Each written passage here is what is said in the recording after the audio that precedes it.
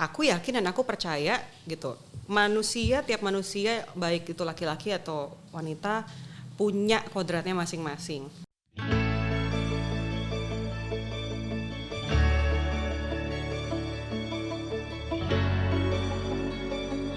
Dari mimpi yang paling kecil itu tuh bisa menjadi mimpi yang besar. Hai, balik lagi sama gue Sucipatia dalam Interview by Mios. Dan senang banget sebenarnya hari ini kita kedatangan bintang tamunya yang spesial banget sih buat gue. Karena dulu nih gue sangat mengidolakan perempuan ini gitu. Dan gue dukung dia di salah satu ajang beauty pageant yang bernama Putri Indonesia. Dan kebetulan yang ada di depan gue ini adalah Putri Indonesia Lingkungan 2019. Ada Jolin, aku senang banget sih. Pertama karena biasanya nih bintang tamu Intermuse itu cowok. Iya, jadi udah didominasi kayaknya udah 10 tuh semuanya cowok kecuali perempuan cuma 1. Iya kan. Jadi kan kadang kalau misalnya perempuan ngobrol kan bisa lebih dari hati ke hati. Heart to heart, to heart kan gitu. Well, it's an honor for me. Terima kasih banyak udah invite ke sini. Terus ya jadi salah satu wanita yang di-invite ke sini tuh rasanya kayak iya, dan terima sesuatu. kasih banyak loh. Ini Intermuse tuh sebuah kebanggaan juga bisa didatengin sama Putri Indonesia. Gitu. Wah, itu yang akan kita bahas. Itu akan kita bahas. Tapi sebelum kita bahas itu, Jolie penasaran sih sebenarnya. Karena kan aku juga pernah ikut beauty pageant di Abang None Jakarta Selatan. Dan itu agak-agak bukan pemaksaan sih, nggak mau ikut, tapi waktu itu yang ngajak Karina Shahna. Karina Shahna. Iya, satu angkatan aku. Iya, satu angkatan kamu di Putri Indonesia kan. Makanya waktu itu aku tahu kamu gara-gara Karina Shahna ikut itu. Nah, jadi waktu itu nggak mau karena Karina ini minta, ya akhirnya aku ikut. Itu adalah motivasi yang nggak ada motivasi apa-apa gitu kan. Nah, aku tuh kepo banget. Kamu ketika ikut Putri Indonesia, apakah karena ajakan orang yang nggak tahu apa-apa kayak ikut aja deh, atau kayak ada satu goals yang kamu pengen tuju, misalnya kayak kamu pengen nge-grab masyarakat yang lebih luas, atau kayak gimana? Well, awalnya sih dicemplungin. Tercemplung juga. Dicemplungin. Cuma memang ketika aku lihat purpose-nya dari si Putri Indonesia ini, maksudnya membawa carrying nama Putri Indonesia itu bisa membantu aku untuk reach out goals yang lebih besar, itu aku jadi ada motivasi juga kayak ternyata dengan carrying nama Putri Indonesia tuh I can help so many people, dan aku bisa lebih banyak, aspirasinya bisa lebih didengar lah oleh masyarakat, oleh siapapun itu. Jadi dari situ memang. Jadi berangkatnya karena dicemplungin, tapi seiring berjalannya waktu aku mulai ngerti ternyata tuh ada purpose di belakang itu gitu loh. Aspirasi apa yang pengen kamu sampaikan yang didengar sama banyak orang saat itu? Aspirasi yang advokasi yang waktu itu aku bawa. Kalau waktu itu tuh aku bawanya mengenai disabilitas karena 2018 memang aku tuh di Indonesia Asian Para Games Organizing Committee. Oke, jadi itu sebelum kamu ikut Putri Indonesia ya? Iya, sebelum ikut Putri Indonesia aku terjun di situ.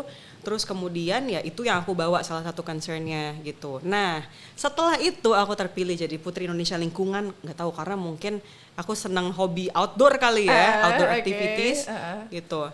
Jadi pelan-pelan tuh aku mengangkat lagi isu mengenai lingkungan, which is ya campaign aku salah satunya yang Stop Single Use Plastic itu. Stop Single Use Plastic. Makanya kita sekarang pakainya gelas guys ya, jangan pakai plastik. Jolin, kamu kan Putri Indonesia itu 2019. Banyak orang yang melihat kamu tuh masih as a putri gitu ya, iya kan? Nah, kamu tuh sebenarnya kegiatannya selain Putri Indonesia, mungkin banyak yang belum tahu dong. Pasti kalau orang-orang tahu kamu sebagai putri, tapi di balik itu nggak banyak yang melihat gitu apa yang kamu kerjakan selain Putri Indonesia gitu. Nah, mungkin kamu bisa sharing nggak sih sama kita semua nih di sini sebenarnya kegiatan apa sih yang sedang kamu jalankan sekarang? Kalau sekarang itu yang lagi jalan itu IBS namanya, Institute for Border Studies singkatannya. Nah, itu adalah think tank, it's a millennial think tank di mana teman-teman aku dan juga aku itu kita berfokus pada isu-isu yang ada di perbatasan Indonesia. Begitu. Oh, itu yang sedang kamu kerjain sekarang. Yang sedang aku kerjain sekarang. Ya di samping ada beberapa hal juga sih yang di luar. Kalau itu kan lebih ke social ya, social responsibilities. Ada beberapa hal juga di bidang entertainment juga ada, tapi itu masih belum bisa masih gitu ya.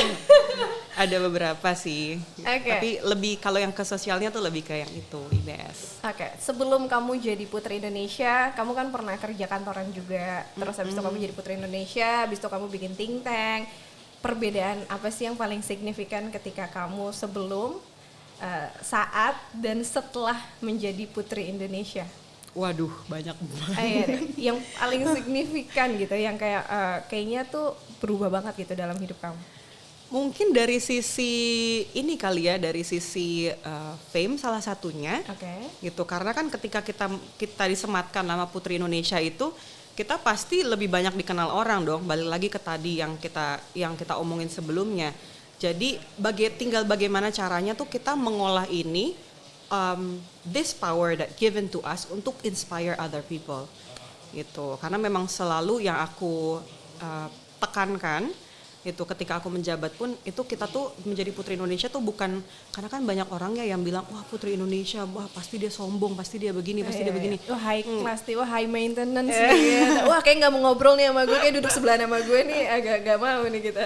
Iya, jadi maksudnya itu yang selalu aku bilang lah, maksudnya aku selalu sampaikan bahwa menjadi Putri Indonesia itu tuh kita melayani, bukan kita yang dilayani gitu loh. Jadi kita jadi pengabdi masyarakat basically. Kita milik Indonesia. Milik Indonesia, makanya namanya Putri Indonesia. Jadi kamu milik kita bersama. Jolin, aku juga penasaran kalau misalnya tadi yang signifikan sebelum kamu jadi putri dan setelah jadi putri adalah fame-nya gitu ya. Ya bisa kelihatan lah ya dari sekarang tuh Instagram kamu followersnya berapa gitu ya, siapa yang nggak tahu kamu gitu. Tapi kalau dari diri kamunya nih, personal kamunya nih, personality kamu gitu, ada hal yang berubah nggak sih? Misal kalau aku nih, waktu ketika aku ikut Abang None, aku tuh anaknya ngaret banget. Oh. Iya kan? So jadi namanya karantina tuh ketat. Aku nggak tahu seberapa ketat karantina di Putri Indonesia, mungkin nanti kamu bisa sharing juga gitu. Waktu aku di Abang None tuh ketat banget, sampai nangis-nangis juga pernah, sampai yang kayak aduh gitu kan, disiplin banget gitu kan, pasti kayak ada, kita kan diedukasi public speaking dan lain-lain gitu kan, kedisiplinan gitu. Nah setelah itu tuh aku tiba-tiba sekarang jadi orang yang kayak salah satu orang yang paling on time gitu ya, dan itu perubahan aku juga dari mungkin dari cara bicara, terus abis itu jadi lebih banyak senyum gitu ya, tau gak sih? Pasti kamu diajarin kan yang kayak senyumnya sampai bibir tuh geter-geter gitu kan, sampai muka tuh geter-geter gitu. Nah jadi itu sekarang itu yang sangat berubah dalam diri aku gitu, karena Abang None salah satunya. Nah kalau kamu nih ada perubahan-perubahan yang dalam diri kamu yang kerasa banget ke bawah sampai sekarang walaupun kamu udah melepas crown dari Putri Indonesia? Tentunya satu dari sisi knowledge itu pasti nambah banget, karena kita dengan nambahnya teman-teman ya, karena kan kita bukan cuman dari Pulau Jawa aja kan, dari Sabang sampai Merauke. Benar. Gitu. Itu benar-benar membuka banget perspektif aku mengenai apapun itu yang ada di Indonesia. Itu satu. Terus yang kedua ya balik lagi kayak yang tadi kita diajarkan, memang betul-betul kita di-groom dari atas sampai bawah, dari dari masalah waktu, knowledge, apa segala macam tuh kita benar-benar diisi, dan bagaimana caranya tuh kita bisa merepresentasikan si brand Putri Indonesia ini tuh dengan baik dan benar di mata masyarakat gitu. Dan itu menurut aku itu value added banget. Value added banget. Yes, ya? Dan itu sangat membantu banget di kehidupan aku yang sekarang, apapun yang aku jalani itu memang bisa apa ya, dengan bisa menambahkan nilai lah gitu. Oke. Tantangan terbesarnya tapi apa? Ketika kamu menjalani dari karantina kan kita desas-desusnya ya, maksudnya kayak ketat banget, terus habis itu kalian ada aturan-aturan, segelintir aturan yang harus kalian jalankan lah, dan itu memang beauty pageant memang seperti itu kan. Tapi tantangan terbesarnya nih ketika kamu jadi Putri Indonesia tuh apa sebenarnya? Well ya, as you know, maksudnya you're on the pageant as Yes. well kan. Kalau misalkan dari sisi aku sih, tantangan terbesarnya adalah karena memang setelah kita menang itu kan kita benar-benar harus bertugas selama 1 tahun penuh. Jadi itu ibaratnya kayak apa ya? Ya kita mengorbankan waktu kita sama keluarga, sama orang-orang terkasih. Terkasih itu maksudnya pacar gitu ya. Iya, kan contohnya, salah satu contohnya gitu, misalnya sama pacar, gitu kan, terkorbankan, oke, terus? Iya, ya, seperti itu. Kita agak mulai masuk ke rembetnya. Iya, kita agak mulai merembet ke love life ya. Oke, tapi kita lanjutin lagi. Oke. Iya, maksudnya lebih ke situnya sih gitu. Tapi ya balik lagi ketika kita enjoy, ketika kita ngelakuin itu secara fun dan juga maksudnya yang penting motivasinya bener aja. Hatinya harus lurus. I want to be here, just I want to be dedicated for Indonesia. Itu satu. Motivasinya harus jelas, harus lurus.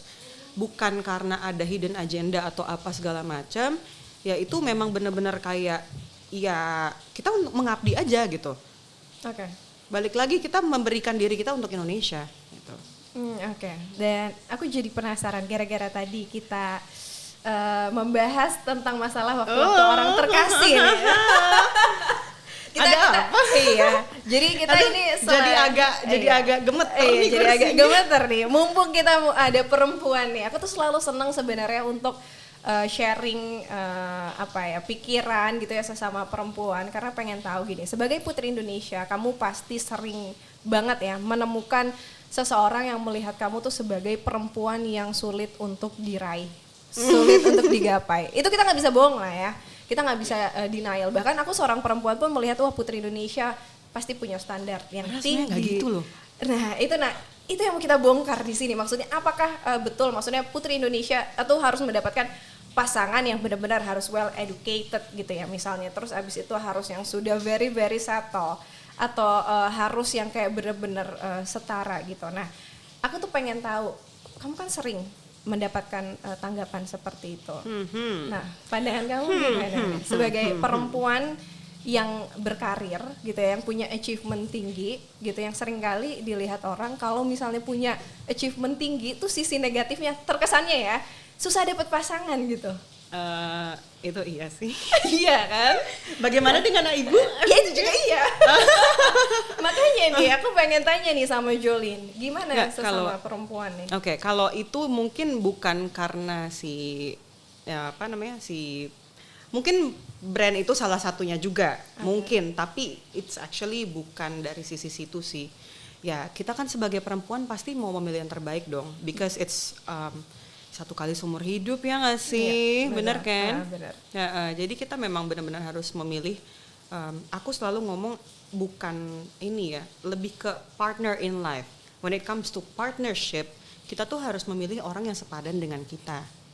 Gitu. Jadi memilih itu bukan, tapi I don't mind juga gimana ya bahasanya ya? Gimana? Kalau misalnya kayak pernah nggak?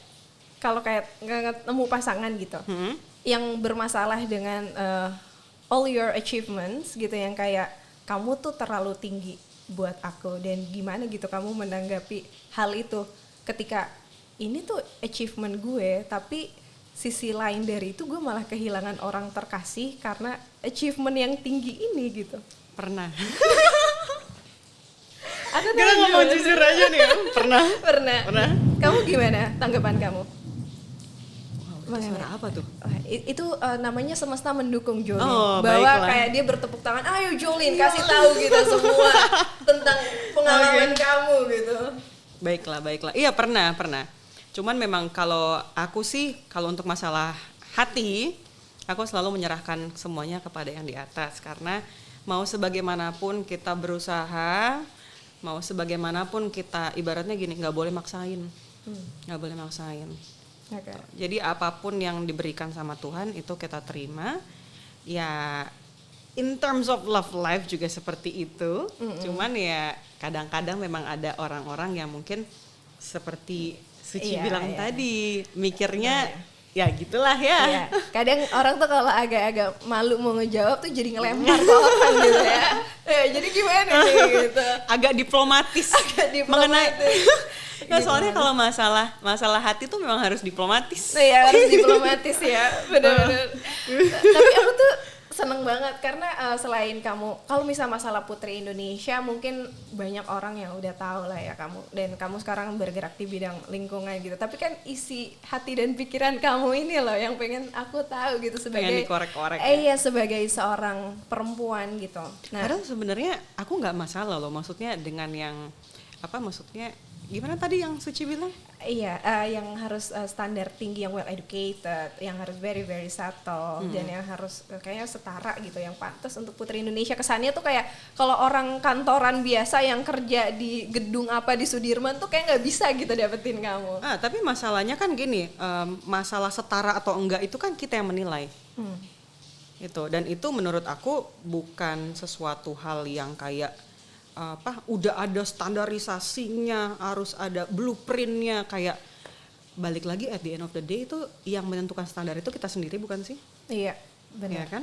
Iya. Nah, jadi bukan ditentukan oleh kayak misalkan kayak Kementerian Hati Republik Indonesia gitu sudah menentukan standar untuk benar. Jadi as long as the connection is there.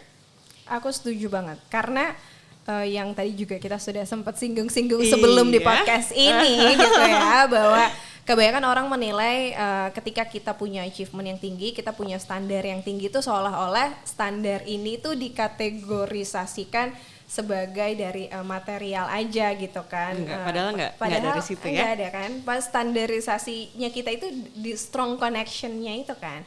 Jadi inti dari podcast ini sebenarnya mau cariin Jolin jodoh gitu loh. Jadi kalian guys tenang aja, kalau kalian emang mau deketin Putri Indonesia, menurut Jolin itu bisa kan? Bisa kan Jolin? Iya bisa. Jadi jangan pada takut ya. Jangan pada takut.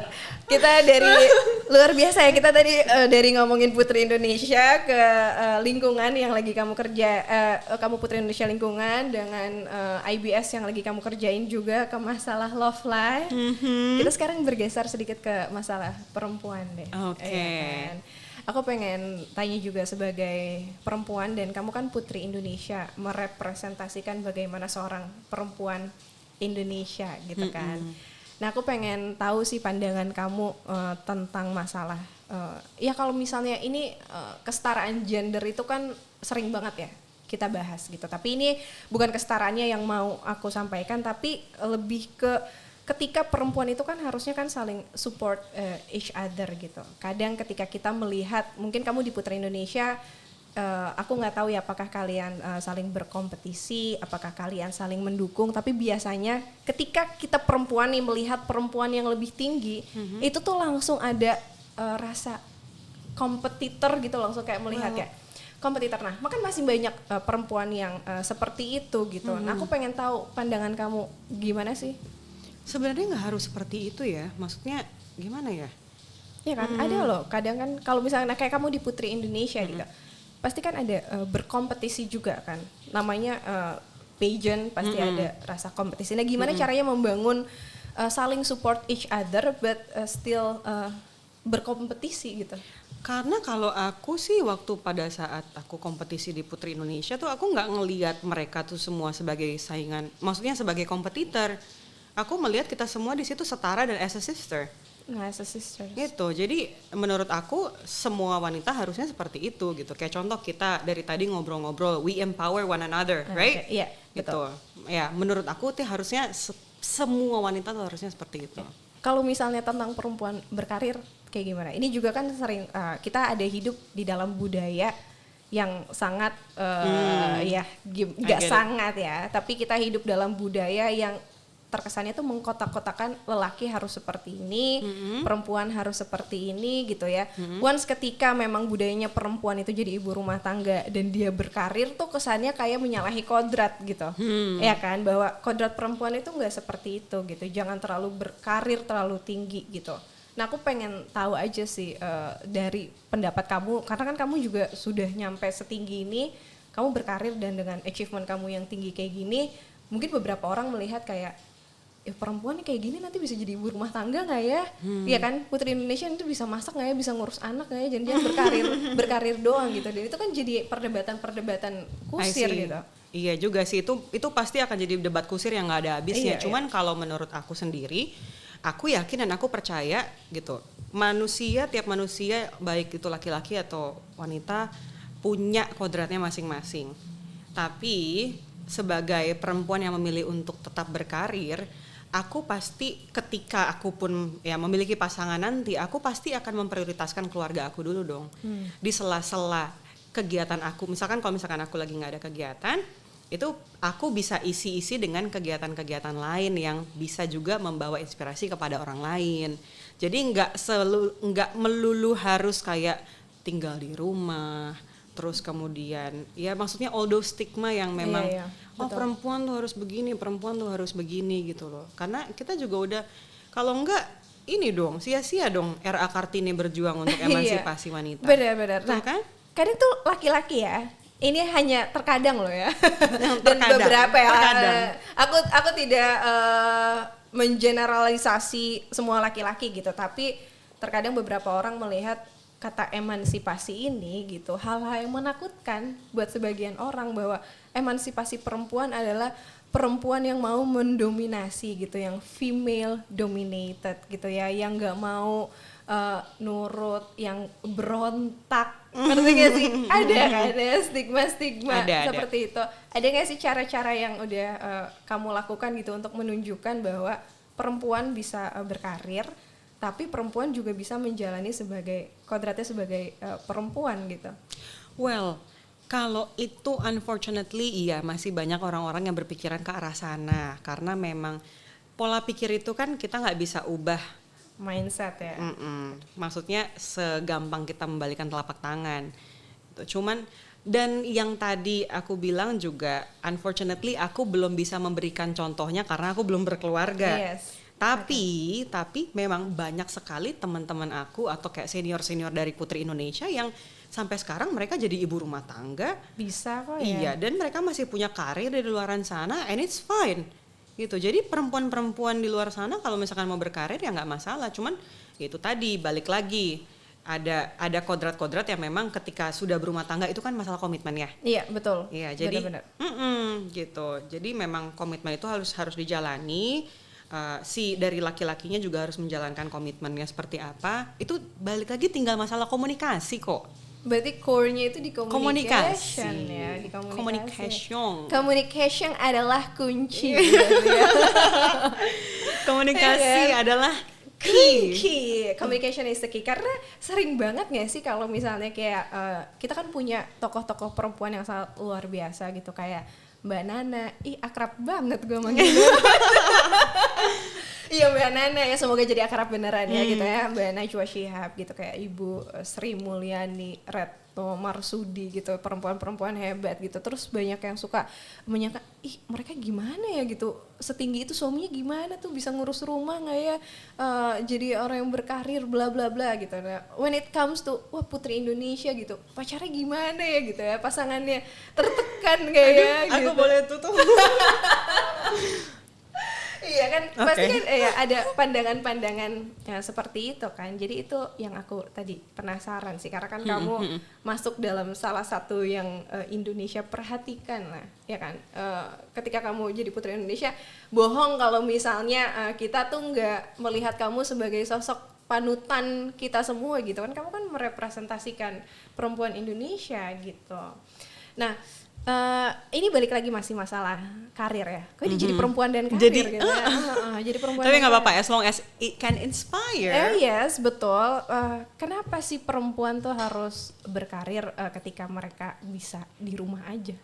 Gitu. Maksudnya gimana? Maksudnya kenapa perempuan itu harus berkarya, perempuan itu harus berkarir, mereka juga harus, maksudnya kadang kan ada orang yang sudah zona nyaman aja gitu, ya udah jadi ibu rumah tangga, as simple as that, selesai gitu kan.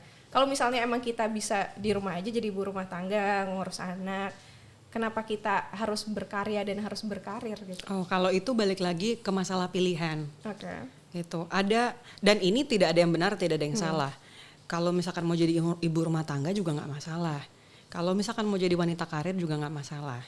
Gitu. Jadi itu balik lagi ke masalah pilihan masing-masing. Nah, kebetulan aku memilih sebagai wanita yang berkarir. Kenapa? Ya nggak tahu ya, karena emang nggak bisa diem aja kali. Kayak suka gatel gitu kalau misalkan nggak melakukan sesuatu gitu.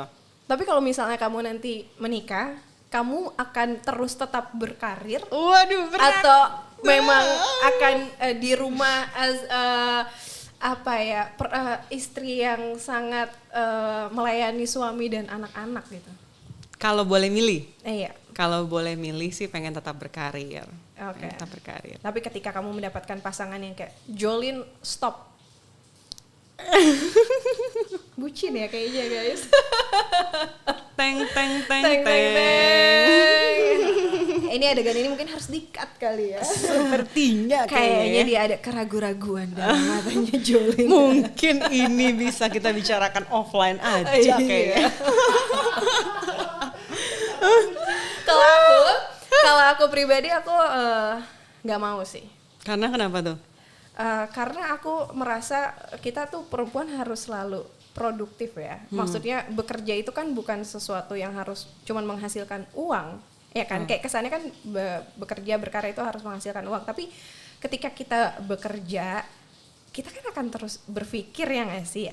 Kita dipaksa untuk terus berkembang, dan ketika kita berpikir, justru harusnya suami kita senang dong, karena kita bisa jadi equal partner. Kebayang nggak sih misalnya kita punya pasangan gitu ya, tapi nggak, kan komunikasi adalah kunci, ya kan? Ketika kita ngobrol nih misalnya sama suami gitu, terus habis itu kita kayak nggak ngerti apa-apa yang dia omongin juga kan susah gitu. Makanya kayak aku merasa bekerja tuh nggak harus yang kayak di kantor atau ngapain, apapun misalnya sesimpel ngurus tanaman gitu, itu kan maksudnya bekerja juga gitu kan, berproduktif gitu. Jadi kita itu sih yang menurut aku, jadi kita juga bisa jadi equal partner gitu partner yang equal gitu sih. Balik lagi kayak yang tadi aku bilang ya, when it comes to partnership, kita harus menemukan orang yang sepadan untuk kita. Benar. Each other harus memiliki visi yang sama, harus memiliki, ya mungkin kalau misalkan masalah ya pernikahan, nggak mungkin kan, ini kan menyatukan dua insan yang Betul. dari background yang berbeda, mungkin dari suku yang berbeda, terus kemudian latar belakangnya juga berbeda, itu tuh nggak gampang.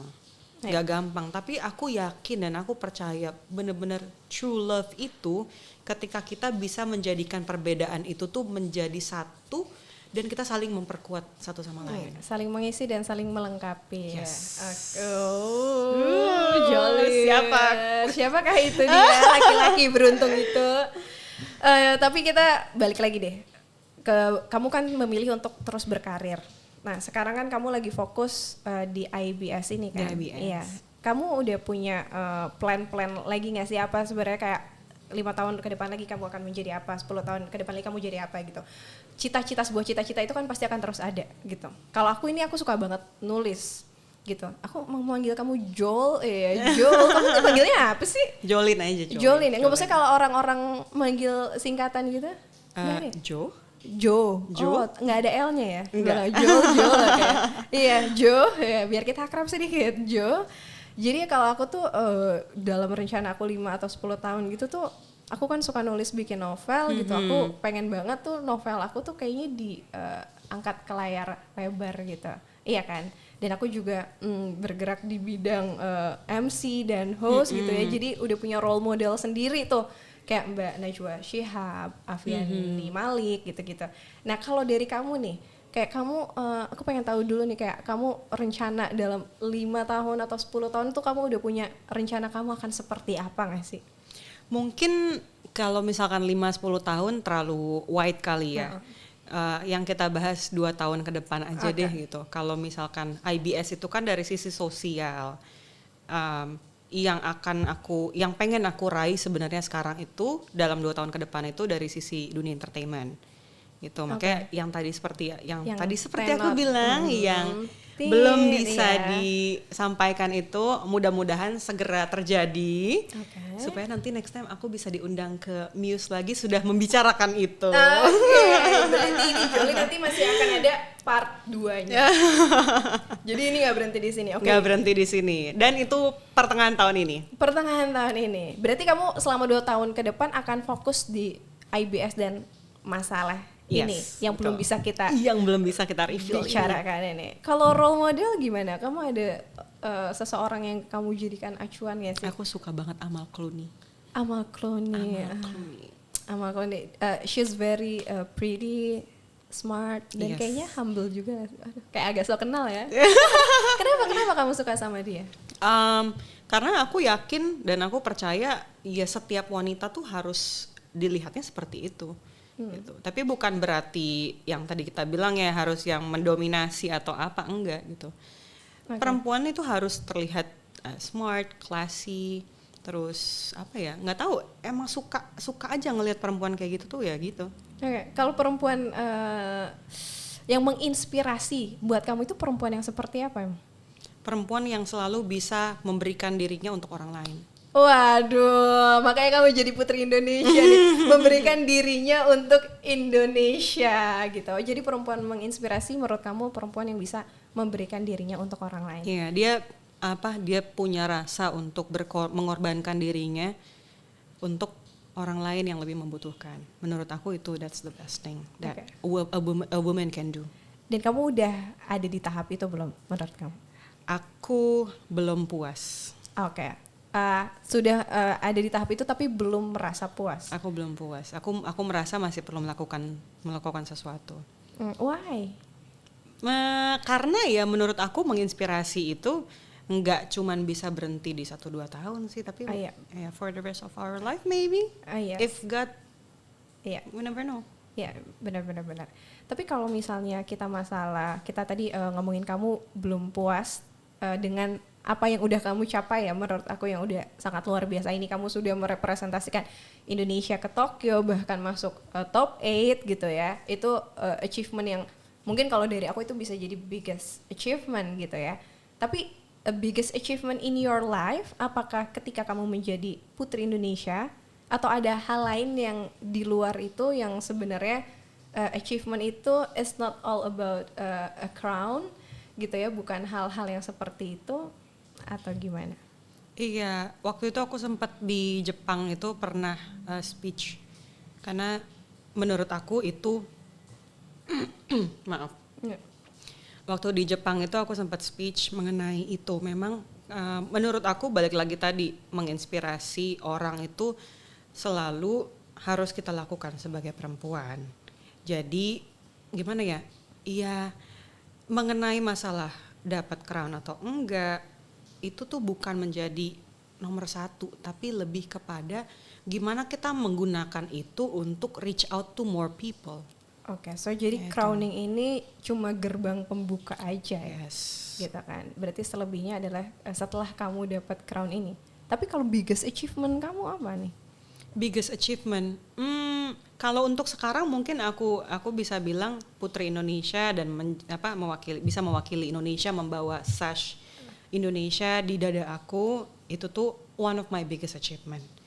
Tapi there are so many things yang I cannot wait to do it for Indonesia. Bukan hanya sebagai putri ya. Bukan hanya sebagai putri. Tapi as a Jolin. Sebagai Jolin. As a person gitu kan. Gitu. Karena memang kayaknya emang sulit ya untuk menghilangkan image putri Indonesia. Karena bahkan kayak misalnya anggaplah siapa ya, Bunga ya. Kak Bunga gitu ya, Kak Bunga, gue jadi ikut manggil Kak Bunga ya. Iya, Bunga gitu, terus habis itu kayak Sonia gitu yang aku familiar lah. Itu pasti kita melihatnya wah Putri Indonesia gitu, padahal banyak hal yang mereka lakukan di luar hal itu gitu. Kamu gimana nih Jolin sebagai Putri Indonesia? Kamu kan mau melakukan juga as a Jolin, pasti kan tantangannya berat banget tuh untuk keluar step gitu. Out from that box. Iya gitu. Iya, keep continue doing what you love, doing to inspire other people gitu.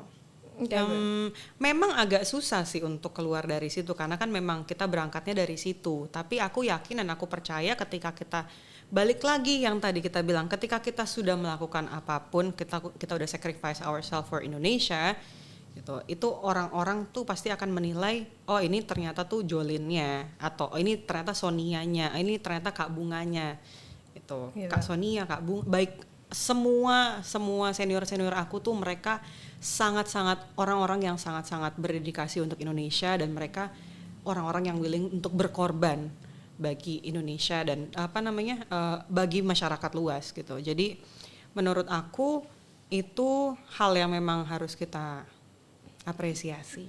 Oke, tapi apakah itu menjadi salah satu goals kamu dalam beberapa tahun ke depan untuk memiliki achievement as a Jolin, not as a Putri Indonesia?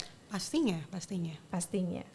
Jolin, Ini kayaknya kalau misalnya diterusin ngobrol sama Jolin nih bisa sampai 2,5 jam. Jadi kita harus bagi part 1, 2, 3, 4, 5 gitu. Nah tapi ini untuk pertanyaan terakhir dari aku.